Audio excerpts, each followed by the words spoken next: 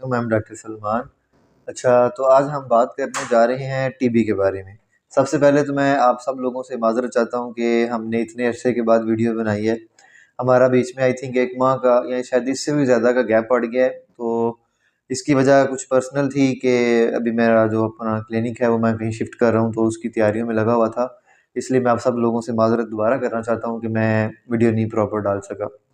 अच्छा, तो आज हम बात करने जा रहे हैं जो सबसे ज़्यादा हमारे पाकिस्तान में भी एक डिज़ीज़ बड़ी प्रिवलेंट है, हम जिसे टीबी कहते हैं। टीबी होती क्या है, इसमें मरीज़ में क्या अलामात आती हैं, इसमें हमने क्या दवाइयाँ देनी होती हैं और इसमें क्या एहतियात है, वो हम आज थोड़ा-सा डिस्कस कर लेंगे।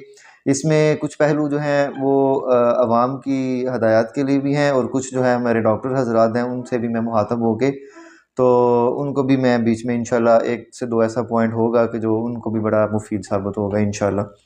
अच्छा, ये टीबी होती क्या है? TB is a bacterial infection जो कि ट्यूबरकल बैसिलाई एक बैक्टीरिया होता है। उसका एक इन्फेक्शन है फेफड़ों का, आम जो ज़्यादातर होता है वो फेफड़ों का ही होता है। जिसे हम कह देते हैं कि जी मरीज़ को टीबी है। टीबी कई तरह की होती है, लेकिन चलें हम अभी स्टार्ट में हम जो है वो टीबी जो है वो फेफड़ों का इन्फेक्शन ही समझ लें, ताकि हमारे कंसेप्ट जो है वो उस हिसाब से अच्छे हो जाएंगे। उसके बाद मैं आपको बताऊंगा कि टीबी की और अक़साम कौन कौन सी हैं। अच्छा, मरीज़ जो हमारे पास आते हैं टीबी की जो हमें कैसे पता चलता है कि ये टीबी हो सकती है। सबसे पहले हम बात करते हैं अलामात के बारे में। मरीज़ जब हमारे पास आता है तो हमें कहता है कि जी मुझे नाइट स्वेट्स बहुत ज़्यादा होती हैं, यानी कि ठंडे पसीने आती हैं, ख़ास तौर पे रात को। कफ़ होती है जो क्रोनिक हिस्ट्री के साथ आती है कि जी हमें बड़ी देर से खांसी है। मरीज़ हमारे पास आता है, कहता है कि जी मेरा वेट लॉस है। वेट लॉस का मरीज़ नाम भी बोले तो हम उसको ये पूछ लेते हैं कि आपके कपड़े तो नहीं खुले पड़ गए आपको? वो कहता है हाँ जी डॉक्टर साहब, ऐसा ही है, मेरे कपड़े पहले से मुझे खुले महसूस होते हैं।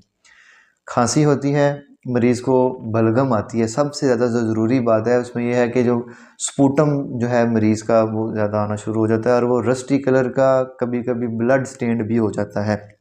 ठीक है। Chronic history of cough with sputum, night sweats और पायरेक्सिया यानी कि फ़ीवर भी होता है मरीज़ को, लो ग्रेड फ़ीवर भी होता है। तो इसकी बड़ी लंबी हिस्ट्री आती है और सबसे ज़्यादा जो हम मरीज़ को हिस्ट्री में पूछते हैं कि आपके घर में, आपके किसी बैठने वाले में, जहाँ पे आप बैठते हैं, दोस्त अहबाब में किसी को टीबी तो नहीं है? हाँ, अगर वो कह दें हाँ जी मेरे एक फ़लाने अज़ीज़ को टीबी है, तो हमें फिर कह लें कि मोस्टली श्योरिटी मिल जाती है कि यार ये टीबी ही है। ठीक है। तो ये इस तरह की अलामात होती हैं, तो हमें शक पड़ जाता है कि मे बी मरीज़ को टीबी हो। तो उसमें हमने ये नहीं किया जी हमें मरीज़ ने अलामात बताई और हमने ट्रीटमेंट स्टार्ट करवा दिया। उसके बाद हम जाते हैं डायग्नोसिस की तरफ कि हमने इसकी डायग्नोसिस कैसे करनी है। उसके लिए कुछ टेस्ट होते हैं। सबसे पहले हम करवाते हैं चेस्ट एक्सरे। चेस्ट एक्सरे में हमने क्या देखना होता है, हमें जो पेशेंट के जो जो है ना, जो हम कहते हैं एपिकल जो लंग फील्ड होती है, उसमें हमें ओपेसिटीज़ नज़र आना शुरू हो जाती हैं। ठीक है। जो दोनों अपर लोब होते हैं ना लंग्स के, उसमें। लेकिन इसमें सबसे जो ज़रूरी बात मैं बताता चलूँ, कभी भी टीबी की फाइंडिंग्स बाईलेटरली नहीं आती, यूनिलेटरली होगी। यूनिलेटरल एपिक्स इन्वॉल्व होगी, जो एपिकल लोब होता है लंग्स का वो। साथ में फिर क्या होता है, मरीज़ को हम जो है वो इसमें हम एक्सरे क्यों करवाते हैं, क्योंकि इसमें हम जो दीगर हमारी डिफरेंशियल हैं जैसे नमूनिया वगैरह हो गया, वो भी हम रूल आउट कर लेते हैं कि कहीं नमूनिक पैच तो नहीं बना हुआ। अच्छा, उसके बाद हमें उससे भी अगर शक पड़ रहा हो कि जी पेशेंट के हमें इस तरह की फाइंडिंग मिल रही है कि जो टीबी की तरफ सजेस्टिव है, तो फिर हम जाते हैं स्पूटम कल्चर एएफबी और जीन एक्सपर्ट टेस्ट हम करवा लेते हैं। तो उससे हमें वो फाइंडिंग मिल जाती है कि एसिड बैसिलाई एएफबी वो है कि नहीं है टीबी।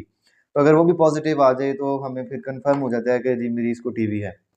उसके बाद हमने क्या करना होता है, सबसे पहले तो हम हदायत जारी करते हैं कि जी मरीज़ के लिए और उसकी फ़ैमिली के लिए कि जी मास्क पहने, मरीज़ के बर्तन वगैरह थोड़े से अलग कर लें। इसमें ये कोई ऐसी चीज़ नहीं है कि जी डॉक्टर साहब हमने बर्तन क्यों अलग करने हैं, इस तरह का कोई इशू नहीं होता।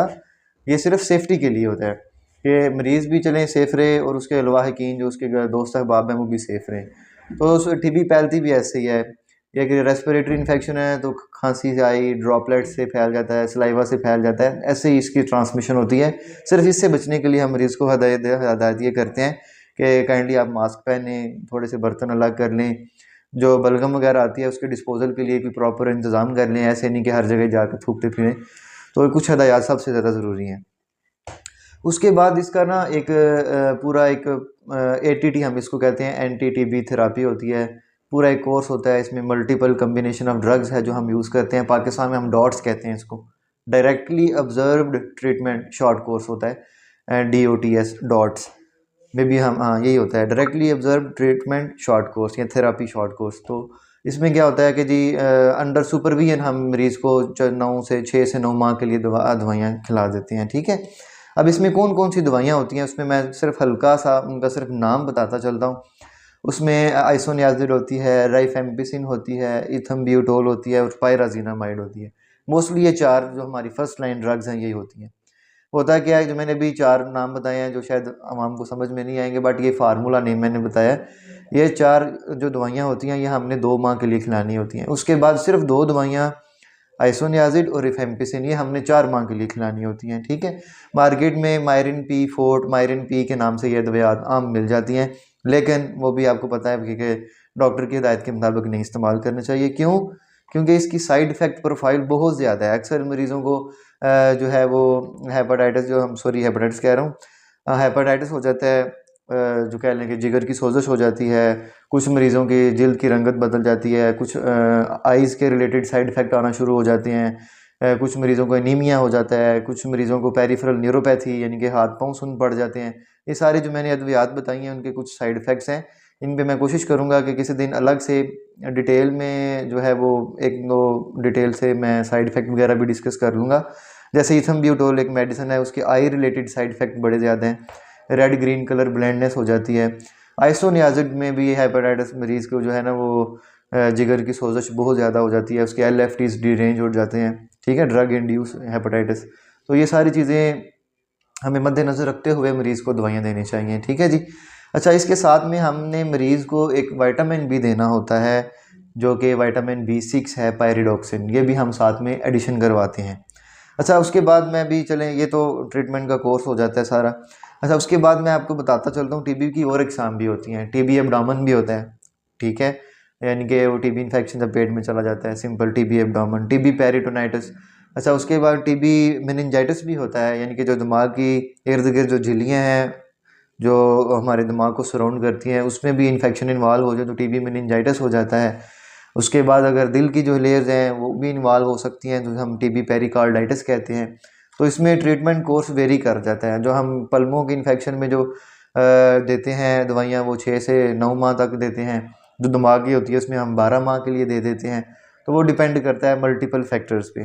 तो सिर्फ बताने का इशू है कि जो TB की अलामात होती हैं उनको सीरियस लेना चाहिए, और अगर कोई क्रोनिक हिस्ट्री है कफ की, स्पूटम के साथ, और अगर आपको अभी ऐसे लग रहा है कि घर में बुज़ुर्ग हजरात को या किसी भी जानने वाले को वज़न भी कम हो रहा है, बलगम आ रही है, काफ़ी लंबी हिस्ट्री है, स्पूटम आ रहा है, तो प्रॉपर जो है वो एक पाथवे में चलना चाहिए और किसी भी GP से या अपने किसी भी डॉक्टर से जाके चेकअप लाजमी करवा लें। चलें, इंशाल्लाह फिर बात होगी। अल्लाह हाफ़िज़।